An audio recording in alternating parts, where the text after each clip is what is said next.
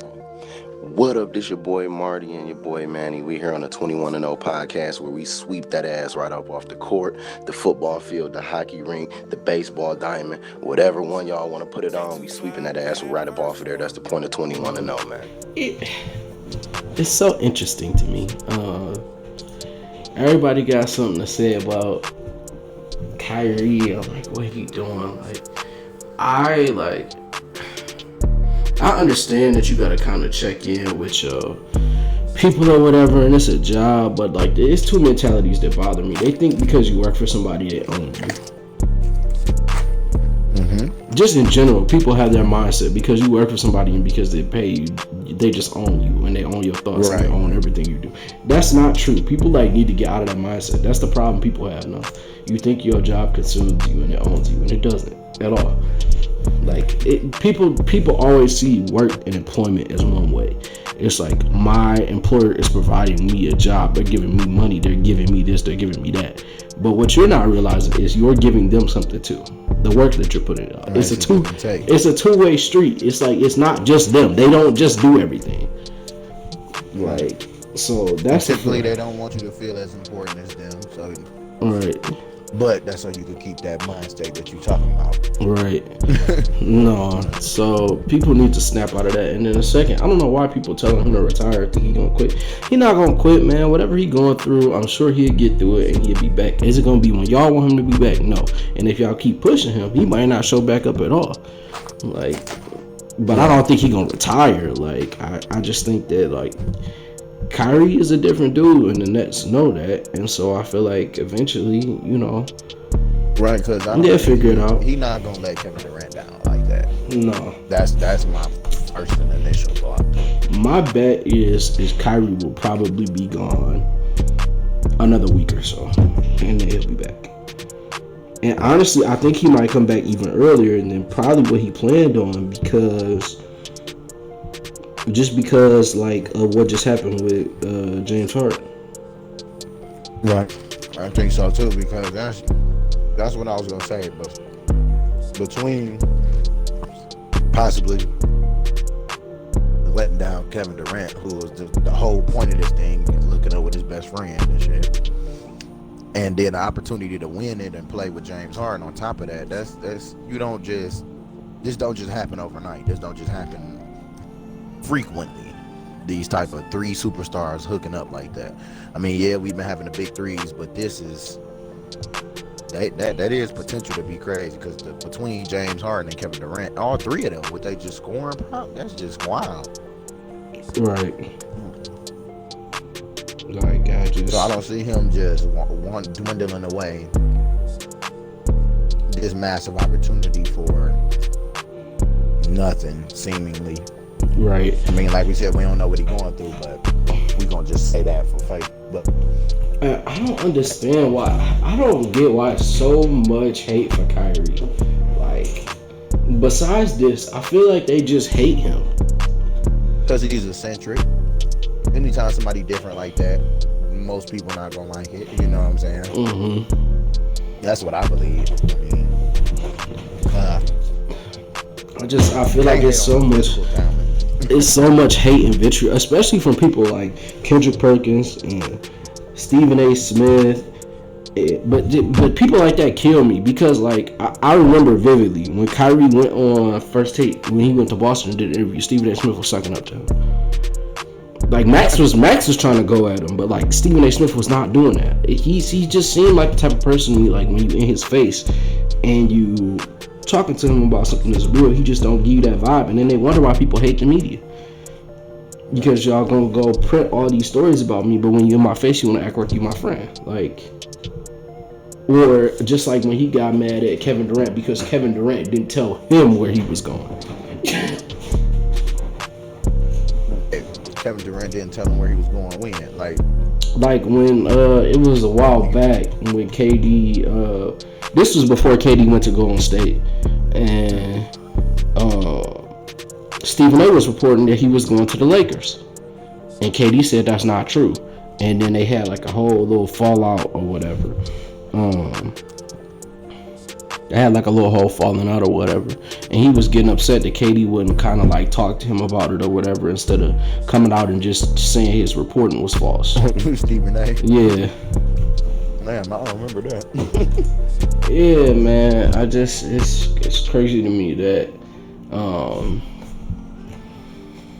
No, don't get me wrong. I like sports media and some sports media. I'll say I don't intake it as much as I used to, like First Take, and I watch Undisputed every now and again, just because Shannon Sharp is hilarious. But it's just like, I ain't gonna lie. For the most part, I listen to all of them.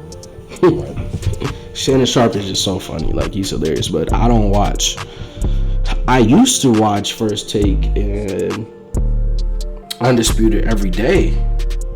I will watch Undisputed when it was on, and then I will watch the playback of First Take. But I can't do it no more, just because like I feel like it's so many biases and opinion, and that's the way the show is set up. Like, let me not get it wrong. Like, that's the way the show is set up. The show is set up so people have opinions. It evokes that emotion, and you watch it because you want to see that emotion or whatever. You know, you got one side, the LeBron lover, which I feel like I feel like the difference between, because like on Undisputed, Shannon Sharp obviously is the LeBron lover, and you know, if you watch First Things First with Nick Wright, which I don't watch that show at all. I watched like one episode when Chris Carter was there, and then I never watched it again because Nick Wright is just absolutely ridiculous. But Nick Wright character. But I watched, because if we're talking about LeBron, we're gonna have to talk about the way he. Let me leave that man alone. Like I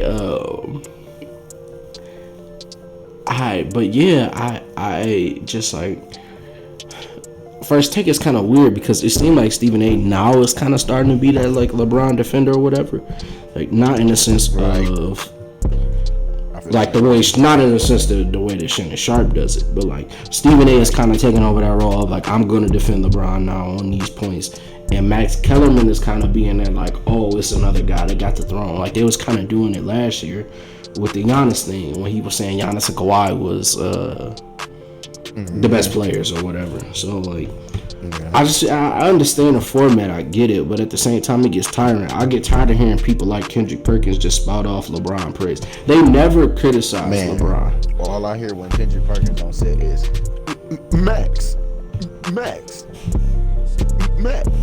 No, Stephen A. I got this, but Max. I'm like, this man feedback crazy, ain't it? Max. I don't know why Kendrick Perkins is on TV. And no disrespect to Kendrick Perkins, like, and everybody said no disrespect before they disrespect somebody, but respectfully, Kendrick Perkins' opinion on TV is not for me. I'm sure there's an audience.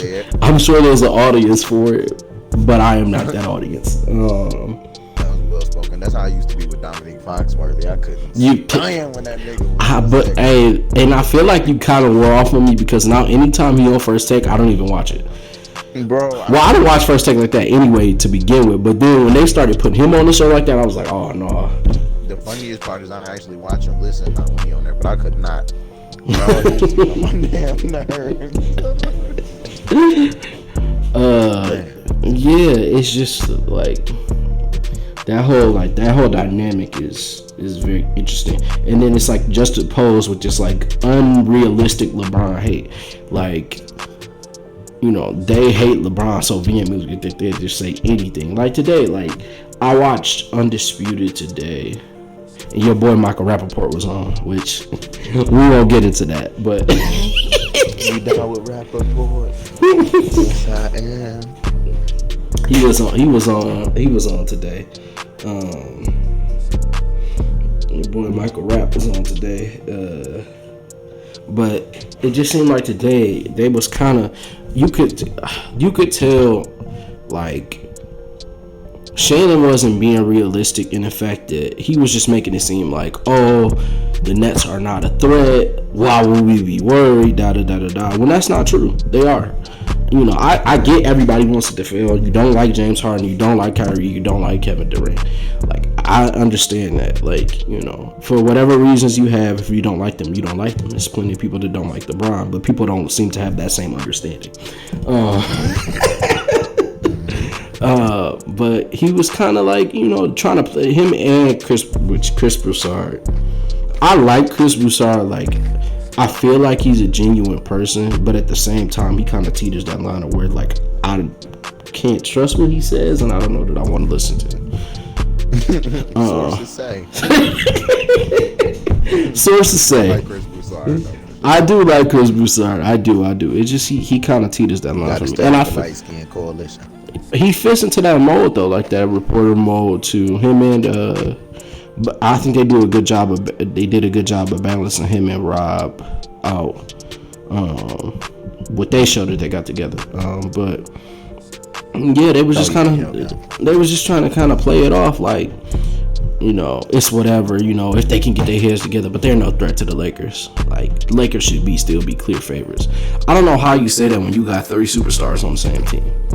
Everybody's hollering about, oh, how are they going to play defense, which is really kind of disrespectful to Kevin Durant. Mm-hmm. Like, I get that their defense isn't good, but Kevin Durant is a good defensive player. Regardless to whether defense is, I ain't gonna say underrated. I'm like, he's a good defensive player. I guess they may be saying that because he got to get back to form after the injury. I don't know, but I feel like Kevin Durant is a good defensive player, and although James Harden isn't great, he's improved defensively for sure. He's not going to look great when he was trying to force his way out of Houston. We'll see what he is now. Like, I feel like people are scared to say, you know, and I get that this is an opinion-based show, so you got to give your opinion out. But at the same time, you know, sometimes you got to reserve the right to hold your opinion. Right.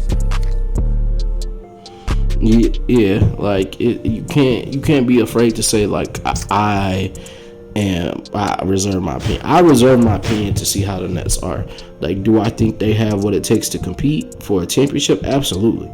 You got 3 superstars. You got Kyrie, KD, and James Harden. And then they kind of already started. They already kind of putting that narrative out there. One of them got to take a back seat. Who is it going to be? Right, and I don't think so. I think they could easily all have 20 plus a night. That's because my thing is, you got 3 superstars that can explode for 50 at any time, 50 or more at any time. That's just realistically, like, not that that's gonna be consistent realistically, but you know what I'm saying. Between them, yeah, the Eastern Conference, 60 points a night is easily attainable between them 3. Yeah, I agree with that. And like, also, I think something that people aren't thinking about is they're saying, well, James Harden has been the leading scorer for this long. How can you expect him? James Harden has been sacrificing for people since they got there. They said Chris Paul and James Harden won't work out. That worked. Yeah. James Harden. This is the one. This is. Okay. I mean, OKC Warriors held that 1 year. Right. It's like, I feel like people think, you know, just because of how James Harden plays and how he is to a certain extent, that he's a selfish player, but his career has shown that he's anything but that. Yeah, I don't think he willing to make anything work to win a championship. He did it with Chris Paul. He was trying to do it with Russell Westbrook, and I feel like he's gonna come into this situation and try to make it work. Whether it will work or not is up for debate, and we will see. But I don't think you can take anything away from him saying that he won't try to make it work. He will definitely try to make it work. And as far as Kyrie goes, if you're worried about it, see, this is how I see it, right? It's only one basketball. That's what people keep saying. Kyrie was used to playing off the basketball, and granted, he left LeBron, and they were saying because he wanted to be the man. He left LeBron because of how LeBron is and how playing with LeBron is. It's a lot of people that want to leave LeBron, and LeBron is kind of that person. He wears on you a little bit. You know, it hasn't happened with him and AD yet, but it could. But it could very well. LeBron wears on people. And that aura, and I don't even want to say it's LeBron because it's not LeBron. That aura around LeBron, that media frenzy around LeBron. Right. It could be as simple as that. It don't have to be. I don't, because you know what? You or whatever to wear on you. I don't think it's LeBron himself. I think his teammates love him. I think they love playing with him. I think people in the league love him to a certain degree that isn't just hate. I don't think it's LeBron. I think it's all that media stuff around LeBron, or you know, just it's all of that makes all it the theatrics. all the theatrics that makes it hard to deal with. But Kyrie played off the ball then. He played off the ball when he played with LeBron. So why wouldn't he be able to do it again? He won a championship off the ball. Exactly. I just, but it's not like those are points for the Nets, and I still think the Lakers are a good team and they're deep, and I do think the Nets gave up way too much depth. Is it going to be? Am I saying the Nets are going to sweep? No, but the Nets definitely have a chance to beat the Lakers. So let's not pretend like it's just not going to happen. Hold on a second. But we also don't need to be like Skip Bayless, where we just pie in the sky and the Nets just changed everything. Right. Skip, come on, Skip. Skip Bayless. I don't know, man. My thing with the Nets is right now, that trade, you can't beat it with a stick. You're getting an MVP caliber player that's led the league in scoring, or has been in the MVP conversation at least the last 5 or 7, basically since he went to Houston, damn near. But I'm not gonna say that, but at least the last 5 to 7 years, damn near. All right. So essentially, my only gripe with the move right now, and it is what it is. At the same breath, he's not that much of a game-changing player, was the loss of Jared Allen. To me, the Karis LeVert and James Harden, you kind of swamping them, and you still got Dinwiddie coming back from injury, so that's not that bad. And you can always find a suitable Jamal Crawford role type player that can play backup for now or whatever. And you still got Joe Harris, whatever. I didn't like the loss of Jared Allen, because that's leaving you with, the only center left on a roster, right, is DeAndre Jordan, right? That I know of. So I don't like that necessarily, because DeAndre Jordan is getting older and he's not that good anymore to me. So, hey, I feel like at the same time it's not nothing to find a suitable backup big, Aaron Baines. I ain't gonna say a Capella, he ain't a backup big, but you know what I'm saying, like a veteran playing, but Enes Kanter, somebody who wants to step in and play and do what they supposed to do and just fill the spot for now. So they have 3 roster spots now to pick up stuff. I know that DeAndre Jordan is the only center on their roster. And Skip was kind of Nicholas Claxton is also on their roster, so he's a center. But is he gonna play? No. Exactly.